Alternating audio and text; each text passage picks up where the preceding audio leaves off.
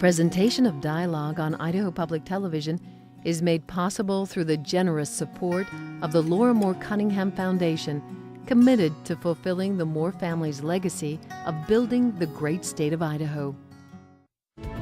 Congressional Republicans want to cut up nearly $100 million from the federal budget. And what's that deficit reduction mean for you? Idaho Senator Mike Crapo joins us to answer your questions. Stay tuned. Dialogue is next.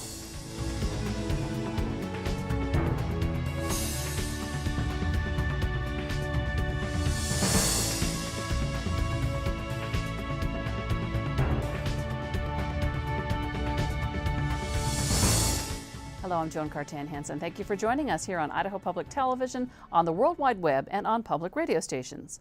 This week, House Republicans announced plans to cut $60 to $100 billion from the federal budget. They support the elimination of programs like AmeriCorps, the Corporation for Public Broadcasting, and police hiring grants. It could mean cuts to programs like Food for Aid to Pregnant Women and Children, the Center for Disease Control and Prevention, and Agricultural Research. Even areas like Homeland Security and the Veterans Accounts are on the chopping block. Idaho's senior Senator Mike Crapo was a member of the President Obama's bipartisan National Commission on Fiscal Responsibility and Reform. And as a member of both the Senate Budget and Finance Committees, he's in a key position to influence what programs get cut and what taxes, if any, get raised. He joins us now from Washington, D.C. via our teleconferencing system. Sir, thank you for joining us. I appreciate you taking the time to be with us this evening, especially as it's 2 hours later there. Well, thank you, Joan. It's great to be with you. And I appreciate it. Occasionally you might get a little pixelated on us for this video conferencing system, but it's our first attempt. We'll give it a try. And then, of course, we want you to join the conversation. Give us a call toll free at 1-800-973-9800. And before we continue, let me toss in a little economic primer here. The deficit is basically the difference between the amount of money the government brings in and the amount it spends each year. So the U.S. government is expected to put about $1.5 trillion on the national credit card. The national debt is the amount we have borrowed over the years to deal with that deficit. So you can see we've got the deficit, and that at $1.5 trillion. And then now we're going into the national debt. That's the amount we've borrowed, and that national debt is now over $14 trillion. And just for reference, President Obama has proposed a $3.83 trillion overall federal budget this year. Senator, those are really large numbers to get your head wrapped around. So let me start with the budget cuts that have been proposed for this current budget year by your colleagues across the way, and they were 10 to the House Republicans. Do you support those cuts laid out by the House Republicans today or this week? Well, we haven't seen the specifics of those cuts here in the Senate yet. You mentioned that some that are getting reported on. It's going to be interesting to see what ultimately comes over. But I strongly do, yes, support the notion that we have to save at least $50 to $100 billion in this current year's budget as we move forward. It's going to be tough.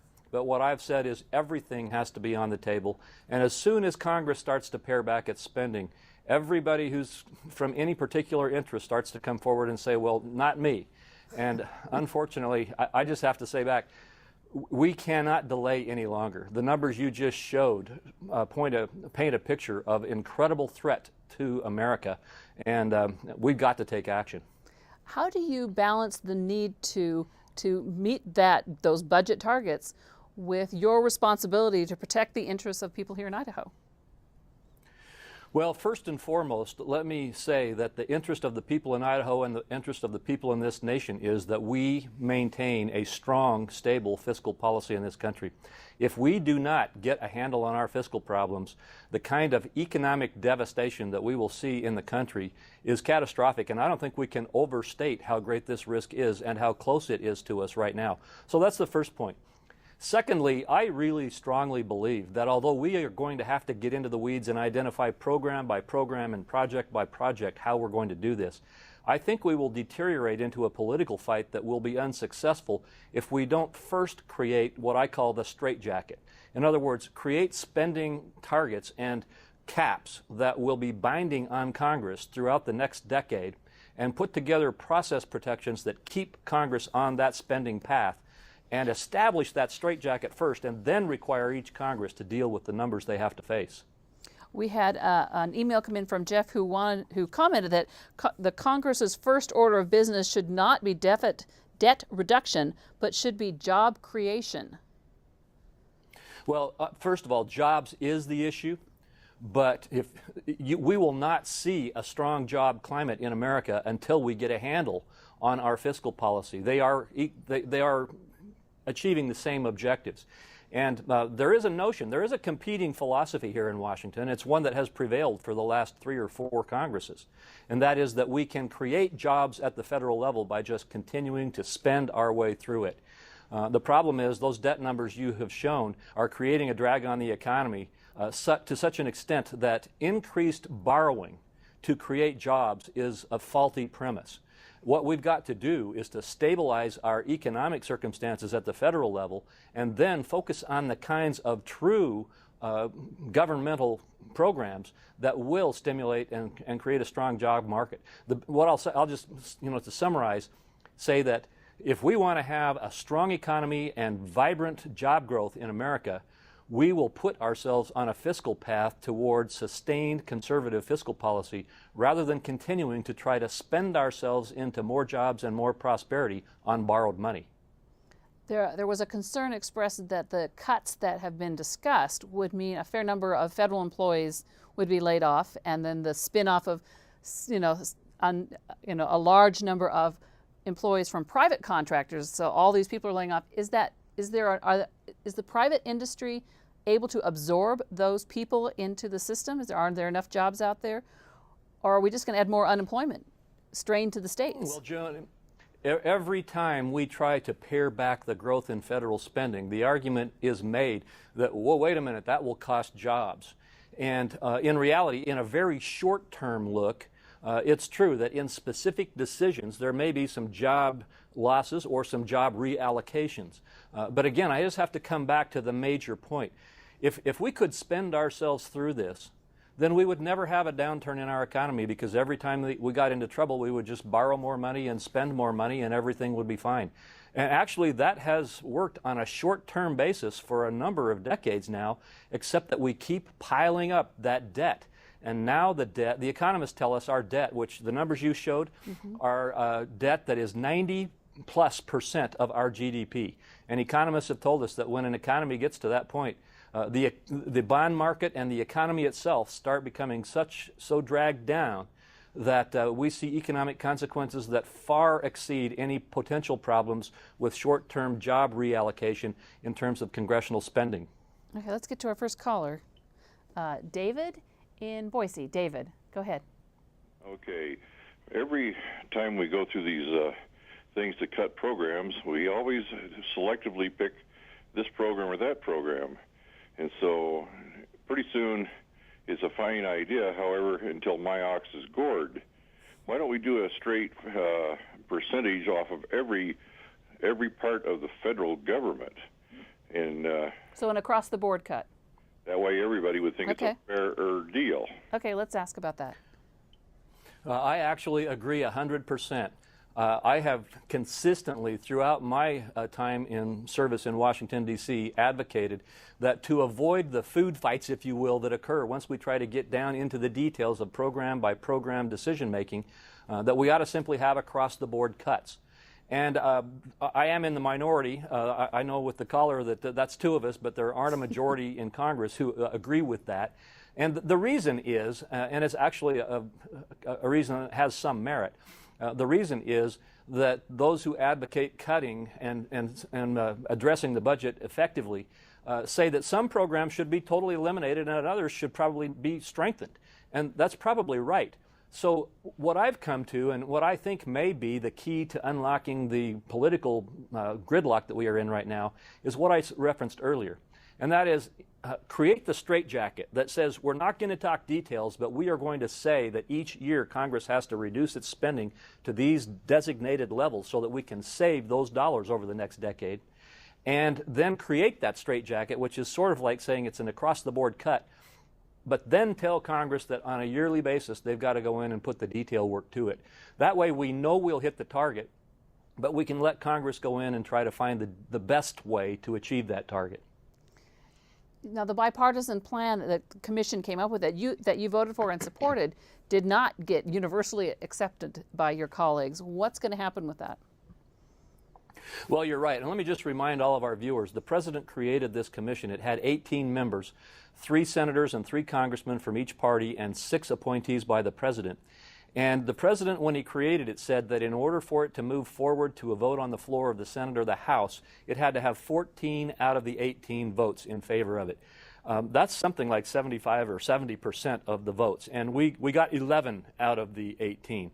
I'll remind everybody that 11 out of the 18 was more than 60% of the votes, which would be more than enough to beat a filibuster in the Senate. So it was very strongly supported, but it didn't get enough votes to get through. So your question was, what's happened to it now? This proposal, which, by the way, would have reduced our debt over the next decade by $4 trillion, and in my opinion would have been a huge, big, bold step towards correcting our fiscal problems, though not the ultimate step. This program is now, although not formally forced before the House and the Senate, a number of us in the Senate, Republicans and Democrats, are working together to try to negotiate off of the template that the fiscal plan created and to come forward with legislation that is just as strong and just as bold and will essentially be off the same template, like I said, as was done by the Commission. I'm a part of a negotiating team that is right now working to try to create that legislation. It focuses on our discretionary spending, on our entitlement spending, and on really powerful and I think very helpful reform of our tax code. And I'm not talking tax increases, I'm talking reforming our code to make it less expensive, more efficient, and to make America more competitive globally. And those are the kinds of things that will really help turn us around. Let's get to our next caller. Buzz in Meridian. Buzz, go ahead. Yes, Andrew Crapo. I appreciate you taking the time to hear my question tonight, but I can see that you people have a problem there in that you're going to be bucking a huge corporation money lobby to get some of these programs initiated to save some money. How are you going to do that when these are the very people that get you elected? That's a very wise question. And it's not just corporate lobbying. Literally, I mean it. When we voted for this commission plan, which was across the board, it did hit every program, every project, and every part of government. I'll tell you, the fighting started, the attacks started, and it was from every perspective that you can think of in American politics. Because, as you indicate, those whose interests are put on the table are going to do everything they can to make sure that it's some other part of government or some other group of people who have to participate in the fiscal responsibility that our country needs. And your question is, how are we going to deal with that? Again, I'll come back to my point. I believe that if we deal with it first by creating that straitjacket, by creating the fiscal targets, making them caps, and putting strong process reforms in place, that we will get broad public support at that point for creating the straitjacket. Then we need to go in, when the straitjacket is created, then we need to go in and get into the detail work, get into the weeds, and have the political battles that will necessarily take place when we put the detail to those broader targets. That way, at least, we won't be debating about whether to do it, but we'll be debating about how to do it. And at that point, when everybody in America realizes that they and everyone else in America are a part of this, but that it is going to have to happen, then I think we will have a more successful process in which we can achieve the details. Well, let's go to Jim in Twin Falls. Jim. Good evening, sir. I'd like to know, first of all, I have a cerebral palsy and I'm on Medicaid. What are you going to do for the budget cuts with health insurance? Well, with regard to the, you may be referring to what's happening in the state legislature, and I apologize, I don't know exactly how the state of Idaho is dealing with its Medicaid budget. But with regard to the federal, go ahead, Joan. I was just, forgive me for interrupting you.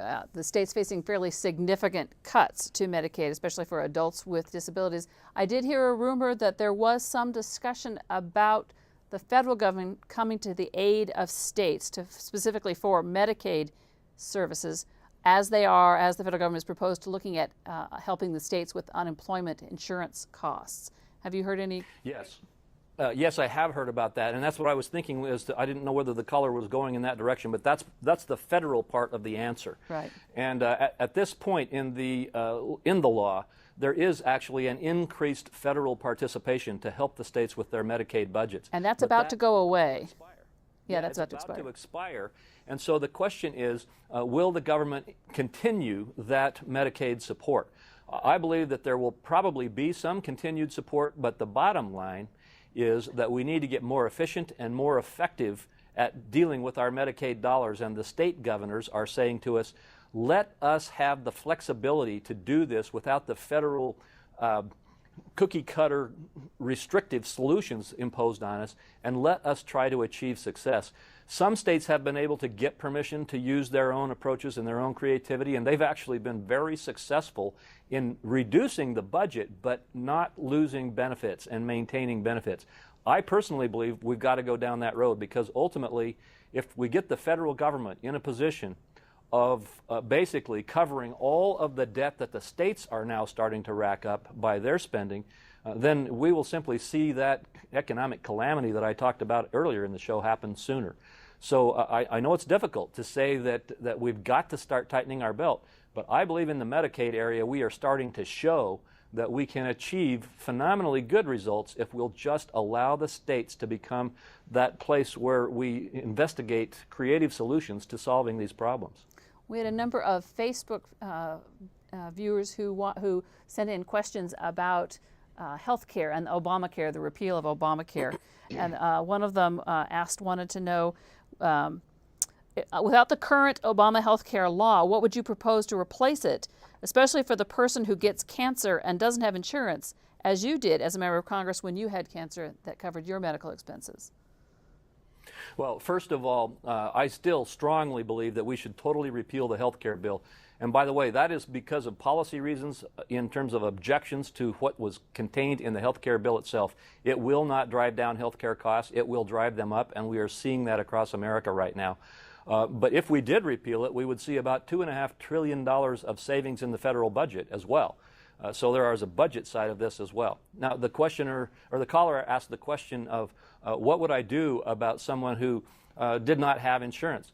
We need to deal with that issue, because right now in the United States, those without insurance quite often are provided medical care, but it's not the highest quality of medical care, and it's not the kind of medical care or quality that those with insurance have. And yet the cost of it is often more than the cost of insured medical care.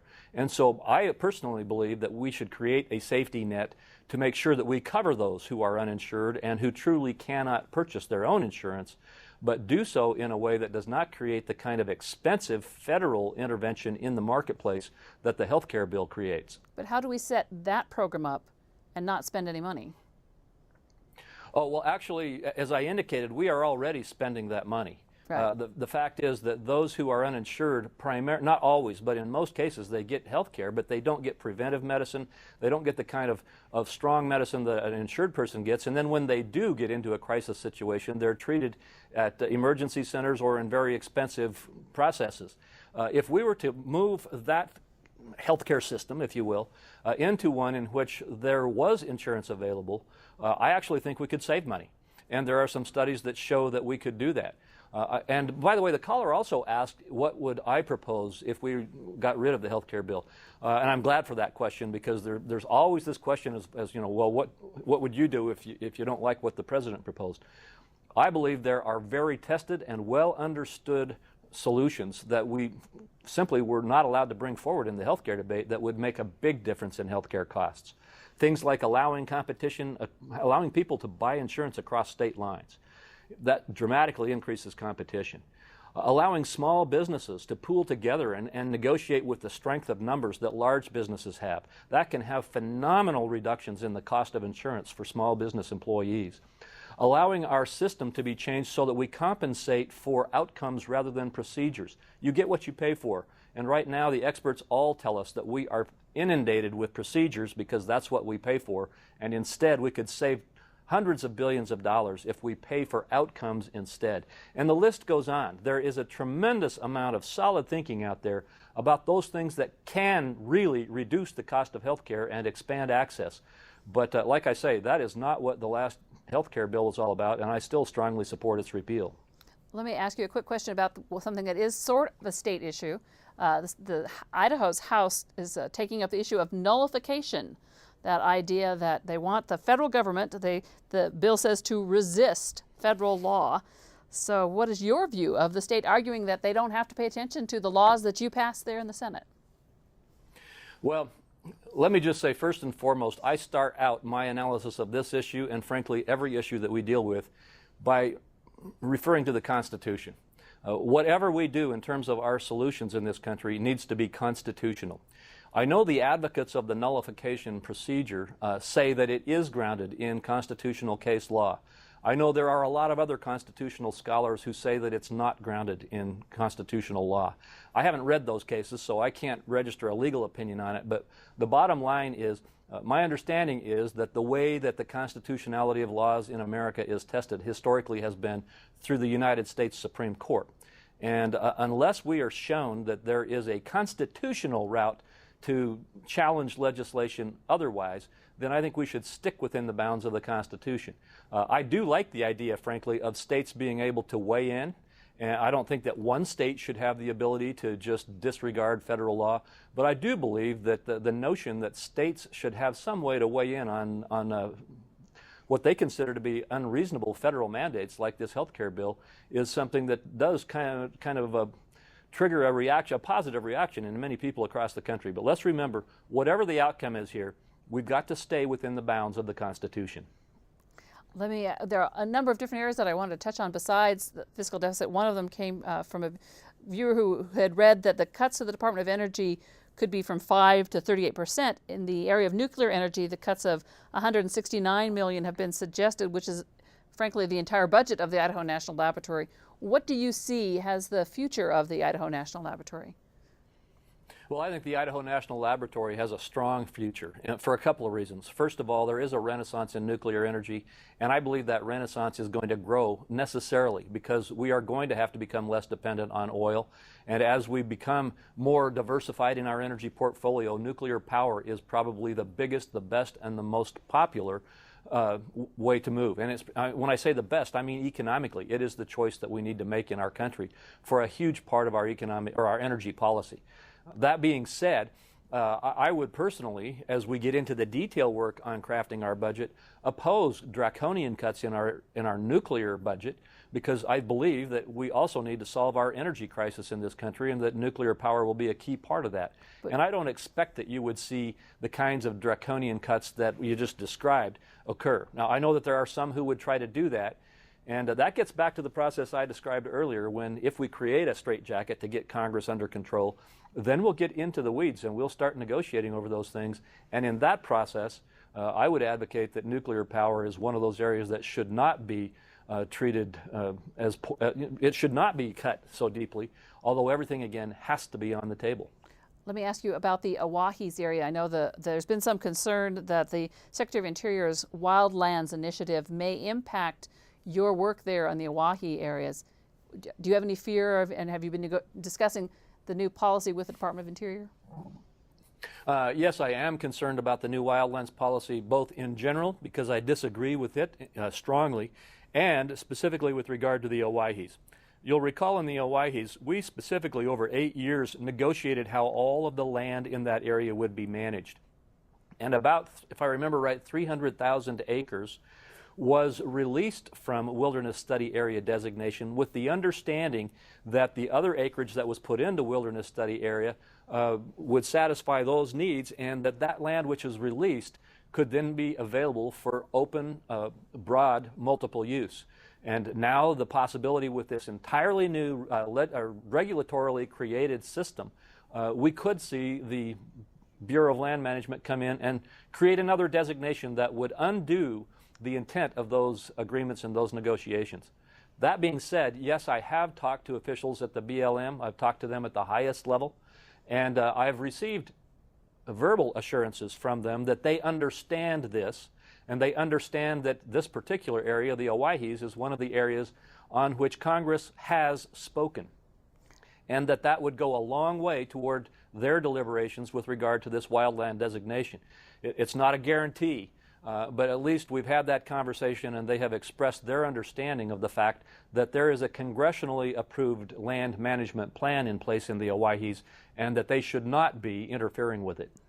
We're rapidly running out of time, and for the viewers who are with us on the phone, stay with us. We'll catch you when we flip on the other side to tape our web extra with the senator. He's graciously said that he would stay with us. Sir, in the next 2 minutes or so of our broadcast show, I realize you're not a member of the Foreign Relations Committee, but I did want to get your views on the happenings in Egypt. Well, yeah, I don't profess to be an expert on the policies in Egypt, but I do have a significant amount of information about it. And my view is that it's pretty clear that Mubarak has to go, even though today he kind of surprised everybody by saying he was going to resign, and then when he gave his speech, not resigning. And I think tomorrow is a very critical day, because if the crowd, which apparently, if the protesters apparently are extremely unhappy with the developments of today, if they try to move toward the presidential palace or to become more violent, then the army in Israel is going to have to make a decision. You mean the army in Egypt or the army in Israel? I'm sorry, sir. The army in Egypt. Excuse me. Yeah, just want to make sure that's clear. I'm mistaken my word. Thanks for correcting me. The army in Egypt is going to have to make a decision. And they'll have to decide whether to back the people or whether to stop the people. And it could get very bad if the army tries to stop the people.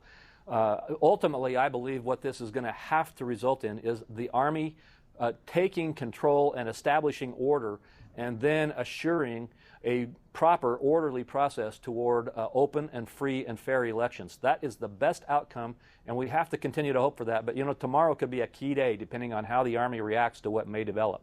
Tomorrow being Friday the 12th, in case for viewers who see this at a later date.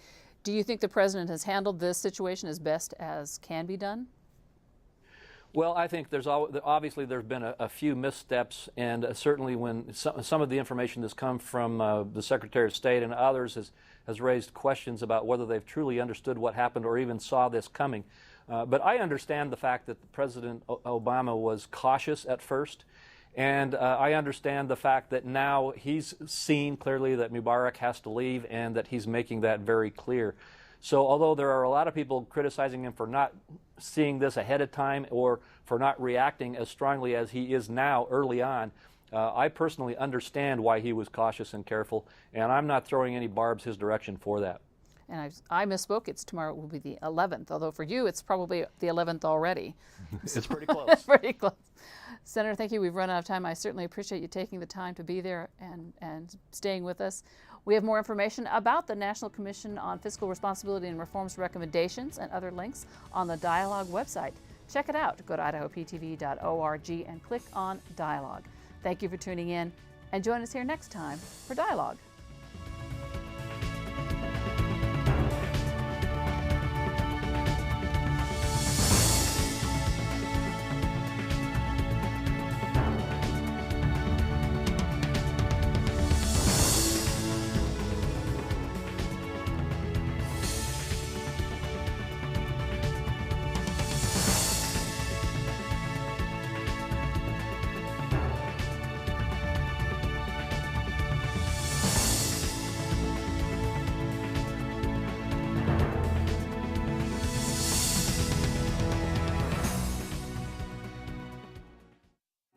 Presentation of Dialogue on Idaho Public Television is made possible through the generous support of the Laura Moore Cunningham Foundation, committed to fulfilling the Moore family's legacy of building the great state of Idaho. To order a copy of this program from Idaho Public Television, call our toll-free number or visit us on the World Wide Web.